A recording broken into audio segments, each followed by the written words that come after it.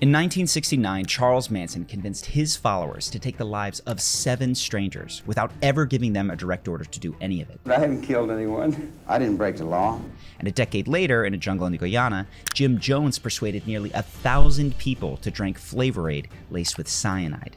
More recently, Keith Raniere's NXIVM secretly branded and enslaved women, many of whom were recruited by female friends already in the group. And it truly haunts me to this day. How many people I brought in, my friends and family, who in turn brought in their friends and family through leveraged trust. Some of those people are still loyal to the cult to this day. Yet different people, different decades, and different circumstances, but the same terrifying result. Good people doing unthinkable things because a manipulative leader had hacked their psychology. And it is a scary truth that these powerful psychological tricks that these cult leaders use to brainwash their followers can just as effectively be used by toxic partners, manipulative friends, and predatory organizations against people like you and me. And that is why in this video we are breaking down each of those tricks so that hopefully you can spot these red flags and avoid falling victim to them. Now, one of the most powerful tricks that manipulators use is to impersonate the family unit. And by doing that, they become your main source of love and approval, which gives them an incredible amount of influence. And unfortunately, this makes people without strong family ties or support systems the easiest target. And here's how a Manson family member explains this. I was desperately seeking someone that I could love and hold on to and call my own. That somehow my dad leaving had left a space there. So if, like this woman, you don't have a strong family unit, you're more likely to struggle with loneliness, insecurity, and low self-worth. And that is exactly what manipulators prey upon. They know that just a few simple compliments can make that type of person feel deeply loved and accepted. When we made love, all I remember is just crying and crying to this man. I mean, it was like, because he said, "Oh, you're beautiful." I couldn't believe that. I just started crying. Those tiny drops of validation can be powerful enough to get someone to change their entire life. And that's why cults lean so hard into this family language. We've seen Sister Brown here, who was blind, totally healed. Let's laugh together with Father. You're seeing this woman who's all of a sudden running through the church and everyone's just excited and Father's healed her. So everyone becomes a brother, a sister, a mother, or a child. And more often than not, the manipulator takes on the role of father, which gives him all of the assumed authority that that position traditionally holds. And it's not just in conversation, you can hear this even in songs. So if you find yourself in a group that quickly refers to its members as family, that is a red flag. Now, you see this a lot in military and religion, and while simply using these terms doesn't automatically mean that that group is evil, you should know that they could be subtly influencing you with it. But just offering a fake family isn't enough. For full indoctrination, these groups need to cut you off from your real family and support system as well. And that brings us to the second psychological trick, which is isolation. Jim Jones, for instance, only got people to drink cyanide because he'd moved them to an isolated community in Guyana. He made sure that no one had any contact with the outside world or that any family or friends could have pulled them out. And instead, Jones made sure that his narrative was the only reality that existed in the minds of his followers. And he did it in a very overt and effective way. There was a speaker system, and only Jim spoke on it. And it went 24 hours a day. We had no other radio or TV or communication with parents or any kind of, update that could show us really that there's a whole other thing going on besides what Jim was interpreting for us. Similarly, Charles Manson and his followers lived together on an isolated ranch, while NXIVM pressured members to move to their community in New York. The reason for all this was simple. Once you're cut off from the rest of the world, your manipulator controls your reality. They can create a bubble where it feels like everyone in the world believes the same thing, and if you don't, you're the problem. And since being a problem could mean using your newfound family and all the perceived love, most people just go along with this. That same pattern often shows up in toxic and predatory relationships as well. A partner, friend, or acquaintance keeps you away from your friends and family and insists that they're the only one who understands or loves you. And even though it might not seem as dramatic as these examples that we've just mentioned, the psychology is identical. They cut you off from your support system so that they're the only ones you can lean on. And that brings us to the third psychological trick. It's one that you've likely seen before, which is someone twisting language to disguise what's really happening, also known as gaslighting. For example, someone might say something hurtful and then just laugh it off with, "Relax, I was just joking." Or they'll aggressively start an argument, and when you get upset, they'll say they're just talking things through.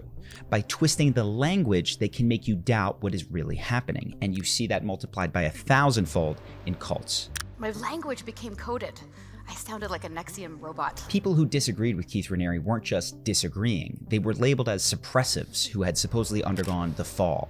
And by demonizing people who dared question him, he made sure that none of his other followers did the same, or else they'd be risk being branded as fallen too. Jim Jones used the same trick to convince his followers to poison themselves and their families. We didn't commit suicide. We committed an act of revolutionary suicide protesting the conditions of an inhumane world. So why does any of this matter? Because changing a word changes the meaning behind what is being said, at least in your head. And what might have felt like manipulation suddenly sounds positive, or something simple like disagreeing or posing questions can become bad behavior. Now, there's nothing inherently wrong with using specialized words inside of a group, but if they're being used, you should be able to have an open and honest discussion about why these terms are necessary. And that brings us to the fourth red flag, which is demonizing asking questions that threaten the leader's authority. You can listen to Jim Jones berate someone in Guyana just for asking to go home.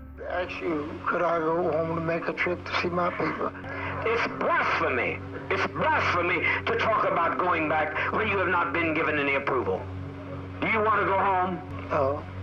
Well, then be seated and shut your mouth and don't be in my face anymore. At its worst, demonizing asking questions can lead to something even worse, which is the self-censoring of doubts and questions while they're still in your head, meaning that you don't even ask the question out loud because you killed it in your head long before that. The social pressure not to ask questions can be so intense that any tiny doubt immediately triggers self-judgment and self-censure. For example, shutting down critical thinking is something this Nexium investigator noticed firsthand. One of the things they did was to say, you need to ignore your gut instinct. You need to ignore the part of your mind that's saying this is not good because that's what's holding you back in your life. But what that does is it takes away your critical thought. If you start to question what's going on here, there's another part of your brain that starts to kick in and say, oh no, this is my issue. I always question everything. That's what's holding me back in terms of my personal growth. So if you find yourself in a situation where asking a simple question feels like some sort of a violation, be careful. Maybe you're reading a contract and you ask a question about it, but the other person snaps, are you saying that you don't trust me? Suddenly you might feel guilty for being so skeptical.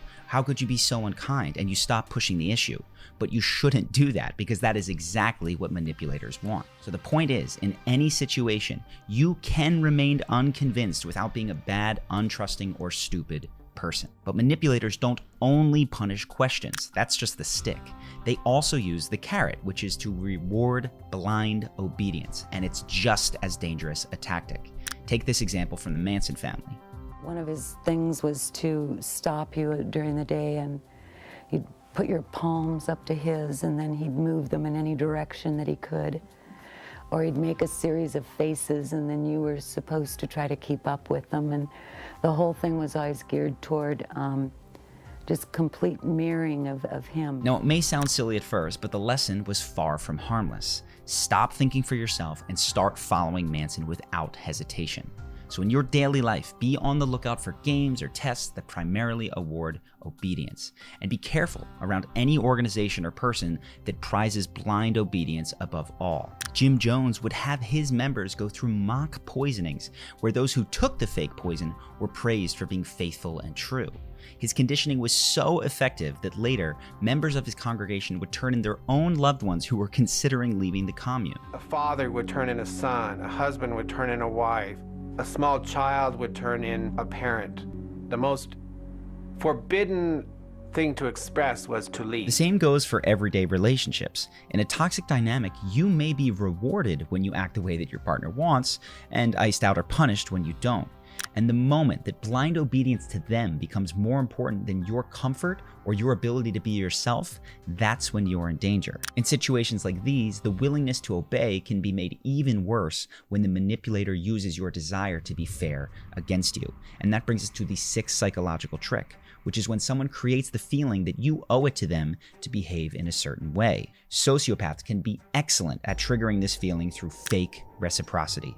That means they do, or claim to do, things for you, and suddenly you feel obligated to return the favor. Manson, for instance, swore that he'd do things for his followers that he probably wouldn't have, but you can imagine that these types of statements made his followers feel like they owed him in return.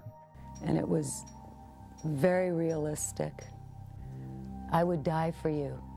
And then the questions would begin, would you die for me? The same happened at NXIVM, where anyone who doubted Raniere was reminded just how much they owed him. If you question Keith Raniere, the hits the fan. Like you what? You are prideful. How dare you? Don't you realize you owe everything to him? This isn't limited to cults or predatory organizations. You've probably experienced this in your everyday life.